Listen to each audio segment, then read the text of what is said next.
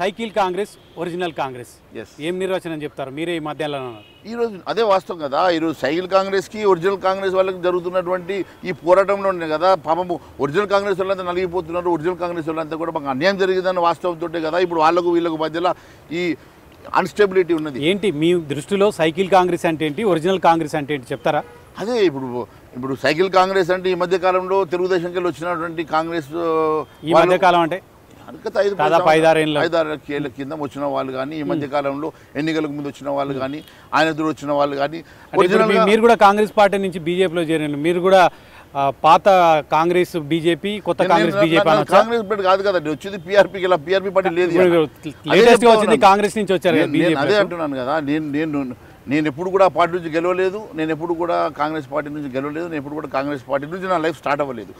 Cycle Congress అంటున్నారు, original Congress అంటారు. Cycle కాంగ్రెస్తో పడకనే మీరు బయటకు వచ్చారని చెప్తున్నారు. అరే ఎందుకు అప్పటి పరిస్థితుల్లో నేను చెప్పిన ఒకవైపు నరేంద్ర మోడీ గారి నాయకత్వంలో ఖచ్చితంగా ఈ తెలంగాణ రాష్ట్రం న్యాయం జరుగుతుందన్న విశ్వాసం నాకు ఉండే. తెలంగాణ రాష్ట్రంలో ఒక పటిష్టమైనటువంటి ఒక కాజ్ కోసం పుట్టినటువంటి పార్టీ నరేంద్ర మోడీ గారి నాయకత్వంలో ఖచ్చితంగా ఇక్కడ న్యాయం జరుగుతుంది, తెలంగాణ రాష్ట్ర ప్రజలకు న్యాయం జరుగుతున్న ఒక విశ్వాసం నాకు ఉండే కాబట్టి వచ్చిన. మీరేమో మేము ప్రభుత్వం జోలికి పోము, ప్రభుత్వాన్ని పడేయమని చెప్తున్నారు. కానీ మీ పార్టీకి సంబంధించిన నేతలు 2-3 సార్లు కూడా ఈ ప్రభుత్వం పార్లమెంట్ ఎన్నికల తర్వాత పడిపోతుంది, ఖచ్చితంగా కాంగ్రెస్ ప్రభుత్వం కూలిపోతుందని చెప్తున్నారు. షిండేలు ఈ కాంగ్రెస్ పార్టీలోనే తయారవుతారని చెప్తున్నారు. మీరు కూడా 8 మంది ఎమ్మెల్యేలకు పైగా మాతో టచ్లో ఉన్నారు, మంత్రులు టచ్లో ఉన్నారని చెప్తున్నారు.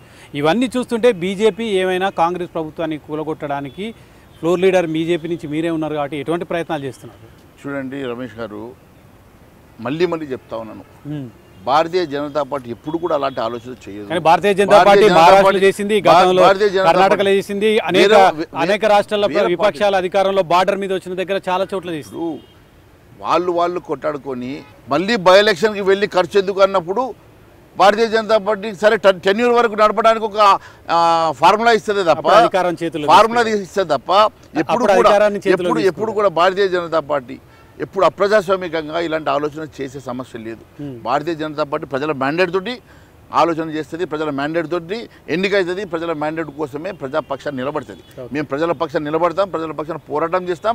రేపు రాబోయేటువంటి రామరాజ్య స్థాపన కోసం మేమందరం కూడా ప్రజల్లోకి వెళ్తాం. ఇది మా ఆలోచన తప్ప మేము ఎవరో కింద పడేసిన ప్రభుత్వాన్ని ఎత్తుకోవాల్సిన అవసరం మాకు లేదు. వాళ్ళు కొట్టాడుకొని వాళ్ళ ఎమ్మెల్యేలు వాళ్ళ మంత్రుల మధ్యలో ఉన్నటువంటి డిఫరెన్సెస్ కోసం వాళ్ళ మధ్య ఉన్నటువంటి గొడవలు వాళ్ళు చేసుకొని వాళ్ళు విచ్ఛిన్నం మధ్య దానికి మేమేం చేయాలి? In what way we are concern. కానీ బీఆర్ఎస్ నుంచి భారీగా వలసలు కాంగ్రెస్ పార్టీలోకి వస్తున్నాయి. కానీ మీరు చెప్పినట్లు కాంగ్రెస్ పార్టీలో గతంలో లాగా బయటకు వచ్చి కొట్టుకోవడం, ఒకరొకరు పరస్పరమైన ఆరోపణలు చేసుకోవడం ప్రభుత్వం వచ్చిన తర్వాత కనిపించడం లేదు. 100 రోజులైంది, ఇంకా సినిమానే మొదలు కాలే, వాళ్ళు ఇప్పుడిప్పుడే ఆలోచన చేస్తూ ఉన్నారు. ఎవరు వచ్చిందండి? ఒకరిద్దరు పాపం రిటైర్మెంట్ బెనిఫిట్స్ కోసం వస్తే కేకే వచ్చి ఉండొచ్చు. ఆ రిటైర్మెంట్ అయిపోయినా ఏదైనా లాస్ట్ చివరికి ఏమైనా బెనిఫిట్ దొరుకుతాయని వస్తాడు. ఇంకొక ఆయన పాపం శ్రీహర్ రావు సాబు, ఆయన కంపెన్షనేట్ గ్రౌండ్స్ లోపల ఆయన ప్లేస్లో బిడ్డకి ఏమన్నా సీట్ వస్తుందని వచ్చి ఉండొచ్చు. వాళ్ళిద్దరు కాక దొంతి రామ్మోహన్ పాపం ఆయన చేసినటువంటి ల్యాండ్ స్కాములు, రెగ్యులరైజేషన్లు బయటకు వచ్చి ఇబ్బంది కాకుండా ఆయన ఏమన్నా వస్తే వచ్చి ఉండొచ్చు. ఆయన ఎమ్మెల్యే కూడా కాదు. ఎవరు వచ్చి బీజేపీ 9 మందికి కొత్తగా పార్టీలో చేరిన వారికి టికెట్లు ఇచ్చింది. వరంగల్ టికెట్, బీఆర్ఎస్లో టికెట్ రాని ఆరూరు రమేష్కి ఇచ్చింది, ఆదిలాబాద్లో అదేవిధంగా ఆ విధంగా 9 మందికి ఇచ్చింది. మీరు మాత్రం పత్తిత్తులను ఎట్లా చెప్తారు? చూడండి, ఒక విషయం చెప్తా ఉన్నాను, అక్కడ ఉన్నటువంటి నాయకులకు ఇవ్వాలనో ఇవ్వద్దనో లేకుంటే వేరే వాళ్ళకి ఇవ్వాలనో ప్రజల పక్షాన నిలబడి ప్రజల పక్షాన ఒక స్ట్రాంగ్ లీడర్గా మాకు పార్టీలో జాయిన్ అవుతామన్నప్పుడు పార్టీలో జాయిన్ చేసుకున్నాక ఎలిజిబుల్ ఉన్న వారికి టికెట్స్ ఇవ్వడం అనేది సహజంగా ఏ పార్టీలో బీఆర్ఎస్ నుంచి కాంగ్రెస్ లో చేరే వాళ్ళు మాత్రం రిటైర్మెంట్ బెనిఫిట్స్ అంటున్నారు. అది కాదండి, బీజేపీలో చేరిన వాళ్ళు మాత్రం శుద్ధపూసలు అనుకోవచ్చు అంటున్నా. నేను అట్లాంటి నేను అక్కడ ఎమ్మెల్యే గెలిచి రావడం తప్పు అంటున్నా, రాజీనామా చేసినామంటున్నా. మా దగ్గరకు వచ్చే వాళ్ళు రాజీనామా చేసిన వస్తున్నారు, లేక 10 లేకనే వస్తున్నారు. చెప్తున్నారు. నేను అదే విషయం చెప్తున్నా, ఎవరన్నా మా దగ్గరికి ఎమ్మెల్యే వస్తే, ఈటల రాజేందర్ వస్తే రాజీనామా చేయించి బైఎలక్షన్ పంపించిన చరిత్ర మాకున్నది. కోమటిరెడ్డి రాజగోపాల్ రెడ్డి వస్తే రాజీనామా చేయించి బైఎలక్షన్ పంపించిన చరిత్ర మాకున్నది. మేము ఈ రకంగా మేము వాళ్ళు తీసుకున్నట్టు ఎమ్మెల్యేలను వాళ్ళు తీసుకున్న ఎంపీలను ఇష్టానుసారంగా మేము కండువలు కప్పే పరిస్థితికి పటిష్టమైన లేకపోవడం మూలంగానే 9 మంది కొత్త వాళ్ళకి టికెట్లు ఇచ్చారా అవుట్ ఆఫ్ 17లో? ఒకటి చెప్పనా, 9 మందికి కాదు, 6గురికి ఇచ్చారు. 6గురిలో కూడా పటిష్టమైనటువంటి నాయకత్వం.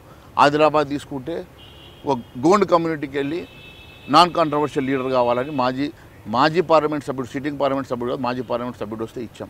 పెద్దపల్లి విషయంలో వస్తే గోమాస శ్రీనివాస్ గారు, ఆయన ఎప్పుడు ఎమ్మెల్యే ఎంపీగా గెలవలేదు, కాకపోతే నేతగాని కమ్యూనిటీకి వెళ్ళి వచ్చారు.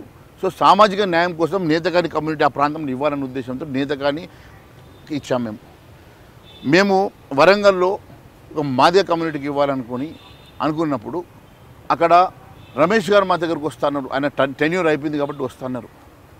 ఈ సామాజిక వర్గాలన్నీ బీజేపీలో లేరు కాబట్టి కొత్త వాళ్ళని తీసుకురావాల్సి సామాజిక న్యాయం చేయాలని చెప్పేసి మేము అన్ని రకాలుగా ఆలోచన చేసి సామాజిక న్యాయం కోసము, నాయకత్వాన్ని ఎస్టాబ్లిష్ చేయడం కోసము మేము కొన్ని ఇవ్వాల్సి వచ్చింది తప్ప మా దగ్గర నాయకత్వం లేదని కాదు. మేము ఖచ్చితంగా మా దగ్గర ప్రతి చోట ఇప్పుడు మేము నాయకులు తయారు చేసే పార్టీ ఇది. ఆ రోజు కొత్తగా ఉన్నటువంటి అరవింద్ గారిని ఎంపీ చేయలేదా, బండి సంజయ్ గారిని ఎంపీ చేయలేదా? మా దగ్గర ఇప్పుడు ఇలాంటి వాళ్ళను మనము తీసుకొచ్చి బయట నుంచి వచ్చినా కూడా అదే చెప్తా ఉన్నాను. అంతకుముందు ఎమ్మెల్యే కాకుండా కొత్తగా టికెట్ ఎంపీ ఇచ్చి వారిని మేము ఎమ్మెల్యేకి ఓడిపోయినా కూడా ఎంపీ టికెట్ ఇచ్చి వాళ్ళని ప్రమోట్ చేసిన సందర్భం చెప్తా ఉన్నాను. అంటే మా దగ్గర నాయకత్వాన్ని పెంపొందిస్తాం, నాయకత్వాన్ని ఎలివేట్ చేస్తాం. కానీ పక్క పార్టీ నుంచి తీసుకొస్తాం. ఎక్కడి నుంచి మా పార్టీలో ఉన్న వాళ్ళని చేస్తాం, అందరినీ చేస్తాం. ఒక ఫ్లోర్ లీడర్గా మీరు రేపు అసెంబ్లీ స్టార్ట్ కాకపోతే ఏం చెప్తారు? కొత్తగా బీఆర్ఎస్ నుంచి చేరిన ఎమ్మెల్యేలు రాజీనామా విషయంలో ఇప్పటికే ఫిర్యాదులు కూడా చేస్తున్నారు, అసెంబ్లీ సెక్రటరీకి చేశారు. ఏం చర్యలు తీసుకోవాల్సి ఉంటుంది? చూడండి, కాంగ్రెస్ చరిత్ర మాకు తెలుసు. ఎన్ని చేసినా కాంగ్రెస్ వాళ్ళతో రాజీనామా చేయించదు, వాళ్ళను ఎంబడబెట్టుకోవాలనే ప్రయత్నం చేస్తుంది. మొన్ననే అన్నాడు మేము గేటు తెరిస్తే 2/3 మెజార్టీ వస్తాను. మరి ఏడొచ్చి గేటు తెరిస్తే, పాటకు తెరిస్తే, అన్ని తెరిస్తే రాకపోయారు కదా. ఎంతమంది వచ్చారు? ఒకరిద్దరే వచ్చారు, అది కూడా పెద్ద మనుషులు ఇద్దరు వచ్చారు. దాంట్లో ఒక్కడే ఎమ్మెల్యే, కేకేది ఎమ్మెల్యే కూడా కాదు పాపం. ఎవరు వచ్చిండ్రు? రిటైర్మెంట్ బెనిఫిట్స్ ఒకరిద్దరు తప్ప ఎవరు రాలేదు. నేను అనేది ఏంటంటే మేము పాటకు తెరిస్తే ఆడ పార్టీ ఖాళీ అవుతుంది, పాట తెరిస్తే ఈ పార్టీ ఖాళీ అవుతుంది చెప్పుకునే తప్ప ఏ పార్టీ ఖాళీ కాకపోయి. అట్లా